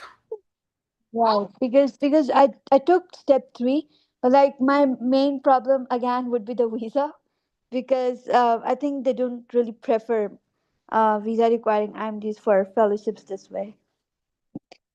So what type of visa you have now? You are in... So I'm currently on F2, that is basically the spouse visa. Mm-hmm. Similar to B1, B2, I would rather say. So there is a visa for what they call like an outstanding. That is the green card something, right? E something. EW. It's I don't know the details of it, but some of the, like a friend of mine got that visa. It's like specialized, like you say. I can explain it to her. It's go ahead. EW Yeah, for the it's green card, right? Yeah, if you have a lot of research and a lot of citation, not that a lot, but it's a precious one, high value one, you can apply for this one, and you can fill your all requirement in the application. No need to lawyer, because they will take a lot of money and you will complaining of broke money. Yeah, so and you apply, you need the recommendations from someone working research, and you apply, and 99% you will get green card. Oh, right. So I will send you more details in WhatsApp. Sure, that would do. Thank you so much. Thank you. Welcome. Thank you both, and I wish you all the best, Dr. Nabiha. Thank you so much, Any other questions, any other comments before we adjourn?